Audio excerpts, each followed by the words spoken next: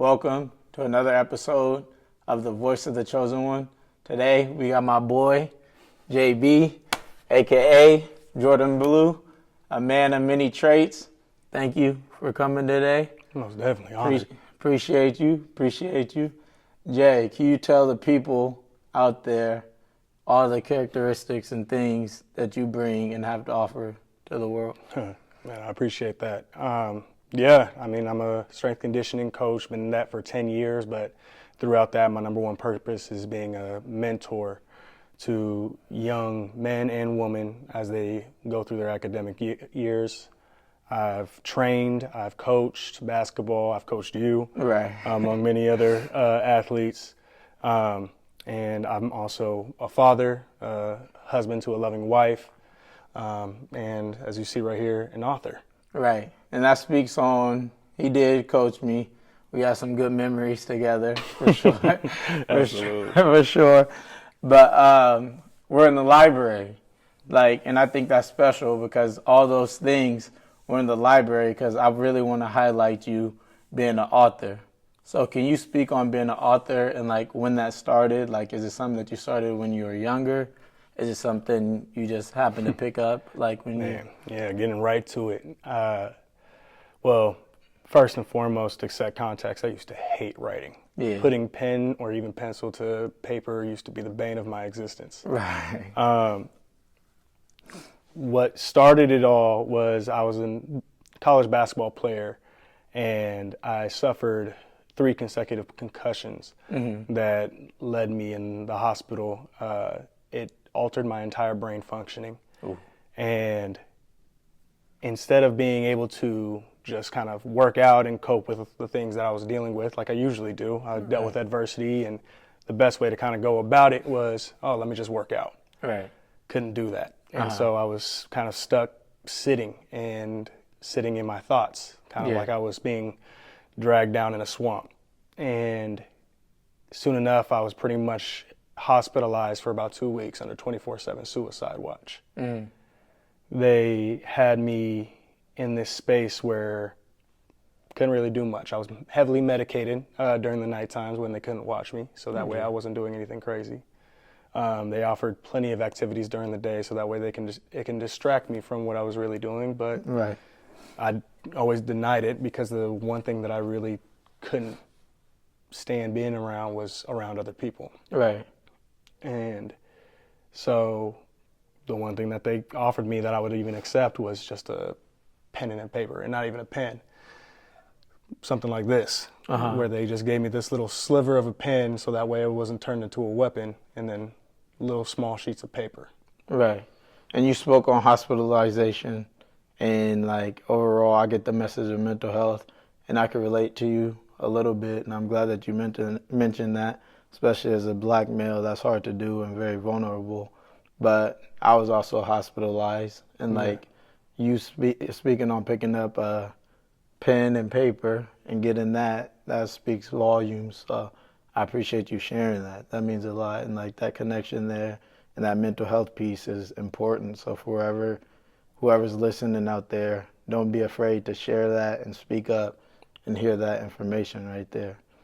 And in your book, I see that's a reason that you started your book, right? And you have spoken word in your book. Can you tell the people out there what spoken word really means? Yeah. To put it in the most generic term, spoken word is poetry. And it's a form of poetry that you speak with rhythm and passion. And then just like the word or the namesake of itself, you speak it rather than just writing. As I put it in more personal terms, spoken word is my emotions. Right. It's, and kind of the name of the book itself, it's my emotions put into emotion of pen and paper. And it's put into emotion of my voice and how that starts to go into your ears and create visualizations within your mind.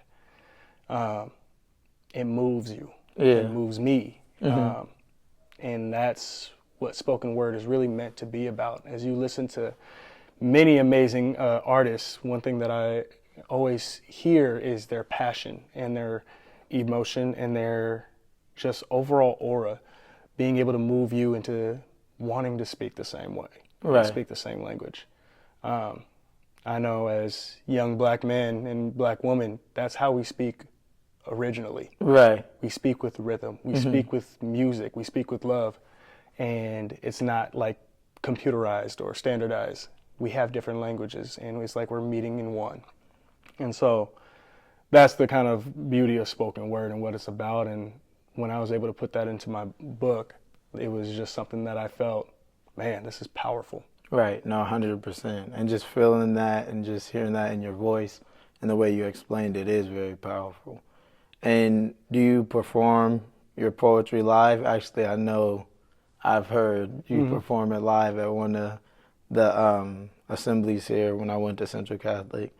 Do you have a poem that you could share with us here? Yeah, absolutely. Just A like little you said. something, something? Absolutely. Show us a little something, something? I mean, yeah, just like you said, I performed it at Central when you were here as a student, but I've performed at many other places, high schools, universities. My most recent one was over at Nike, the World Campus over there, for their flight club. Basically, just an opportunity to speak on basketball and the love of it as basketball players. Right. That was a customized piece that they asked for me to do, and I was able to write it and perform it in front of them, Right. which was great opportunity. And I mean, they're amazing people, so I was glad I was able to do it. Before you start, how did you get that opportunity? So I was part of basically an opportunity where I got to play basketball with a lot of great former athletes, or not NBA players, but former college athletes. And just having that opportunity, I met some really good people. Right. And when we were having a banquet just celebrating our community, they offered me kind of an opportunity to share that. That's what's up. That's what's up. Yeah. Well, to speak on kind of just this conversation, it really reminds me of kind of this poem because, like you said, you also dealt with a lot of mental health. Right. And I knew that, and I was consistently praying for you, and this was kind of an opportunity for me to basically have conversations with my past self. Appreciate it. Absolutely. And so that's what this poem is called. It's called Conversations with My Past. I don't know you, nor does your acquaintance meet mine. Strangers parted by the intersection of space and time, and yet everything you do brings me to this exact moment. Blessed to hold potency to owning my own choices, although unfortunate to never catch my glance. You still hold my attention with the extension of your emotion. Your passions reside with my mind. I don't know you, and your eyes lack the sight of my own. The memory of you tends to fade slow. But the connection between us never seems to wither.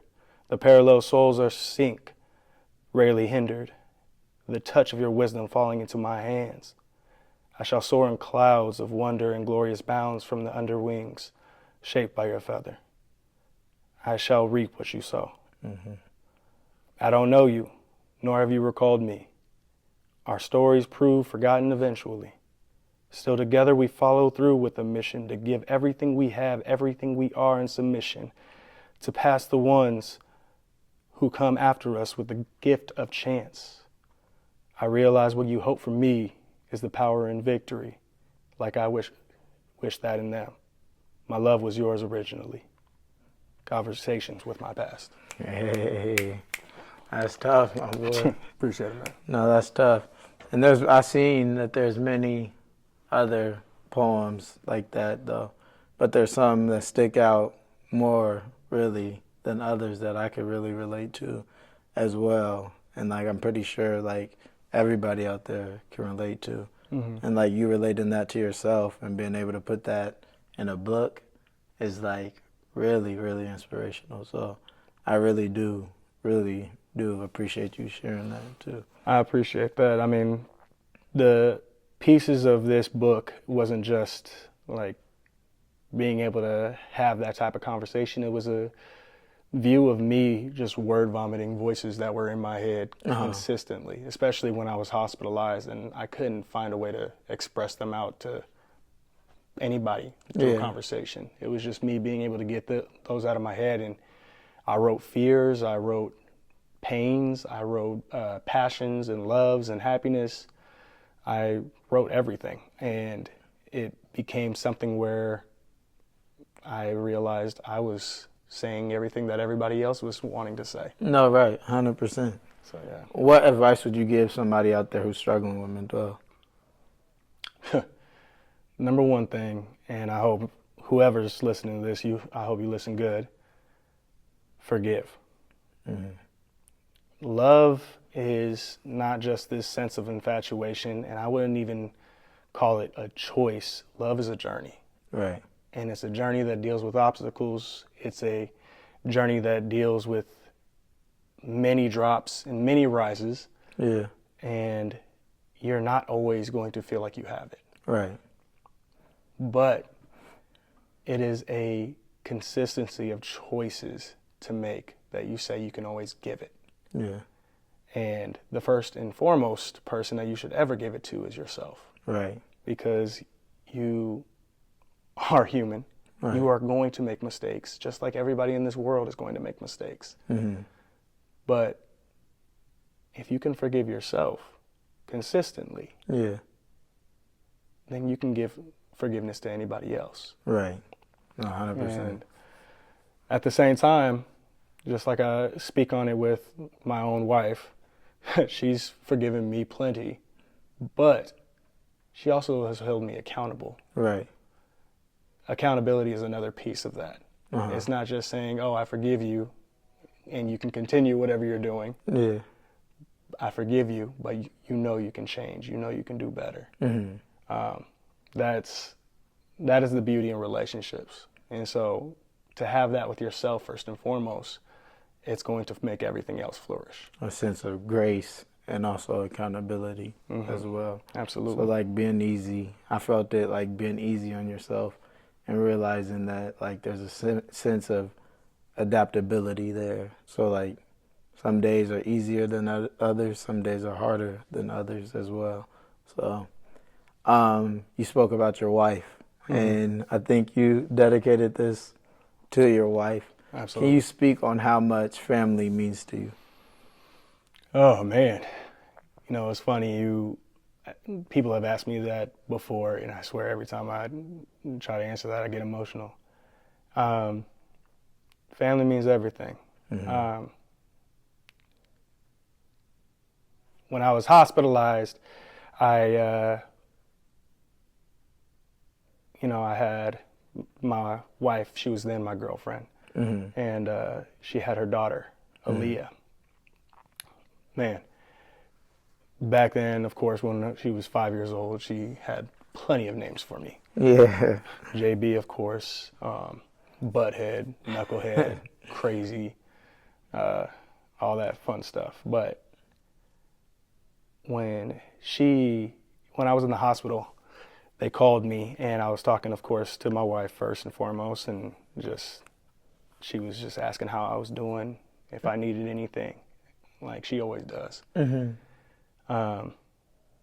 But then Aaliyah, she gets on the phone, and for the first time ever, she goes, "Dad, when are you coming home?"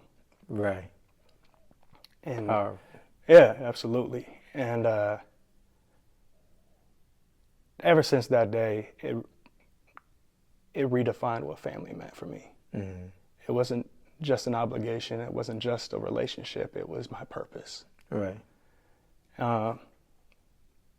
Yeah, I mean, she has been the first evidence of what it meant to be a family man, and then also to recognize what I can do to be better. Right. And like you said, holding you accountable as well. Absolutely. And so, yeah, it helped me reevaluate how I viewed my parents. You know, being a young teenager and even just an adolescent at most, I blame my parents for a lot of things. But at the same time, now as I am a grown adult, Yeah. a lot of the things that they've done as human beings, then being parents, helped me be the man that I am today. And I mean, I am so grateful for both my mom and my dad. I know with me and my own dad, we had struggles in our relationship early on, but I wouldn't change a thing because it helped me be reformed as a man, and it helped him be reformed as a man. And because of my kids, that's something that I've truly pondered and meditated on, was what it meant to be a father.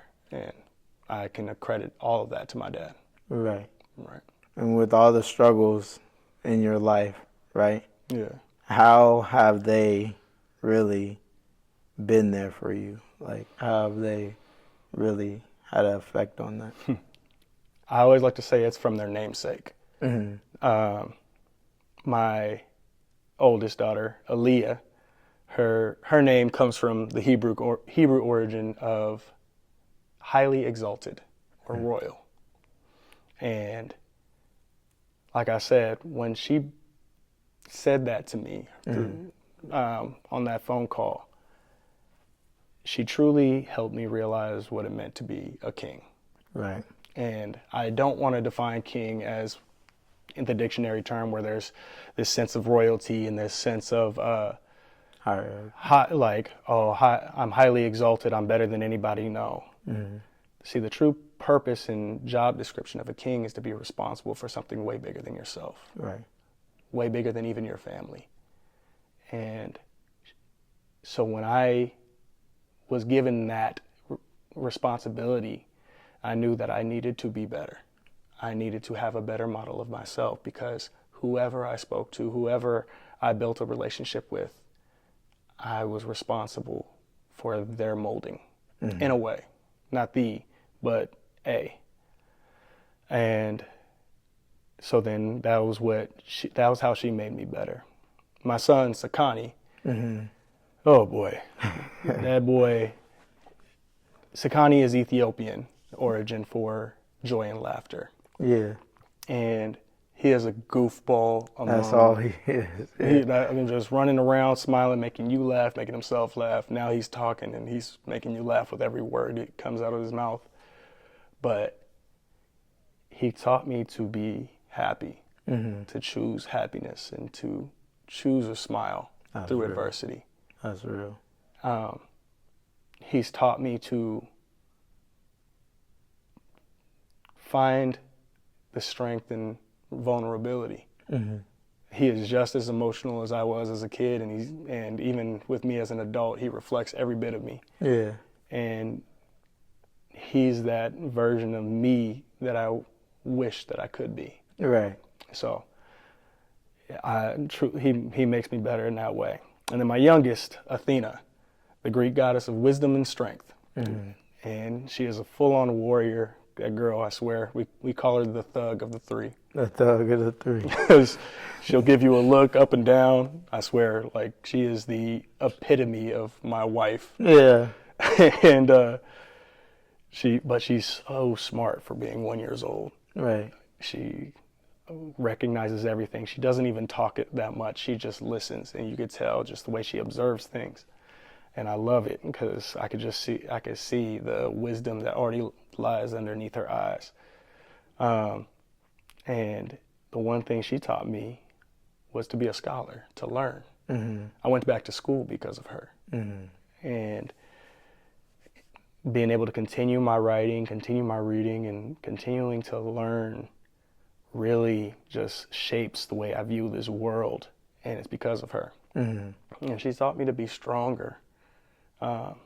Not just in the stereotypical way of a black man to be stronger, but the way of a responsible man of his family, and a man who wants to see the best growth in their children and the best relationship in his marriage to be stronger. Right.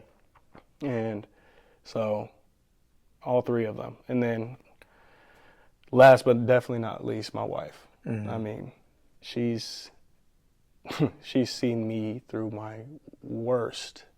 I mean, I know one of the funniest things is JB the family man. Yeah. I was a knucklehead, and I was going through a lot of rough patches mentally and within my own personal life, but she was also a blunt force through that, where I feel like I wasn't the best man Yeah. for her. And if she had met me any time earlier, she definitely wouldn't have wanted me. Uh-huh. But for some reason, she saw more in me than I saw of myself. Mm-hmm. And so every day I try to dedicate to her and be better for her. And I know, like I said, I don't always hit that mark, but I try. Yeah. So Yeah. all kudos to them. I wouldn't have a purpose like I do now if it weren't for them. Right. And I appreciate you coming on here and sharing your purpose and your vulnerability, your mental health, your book, your poems, your spoken word. And that's the reason that I created this. And you're a prime example of that. And I really appreciate you. Man, Thank you. appreciate Jay. you, dog. Thank you.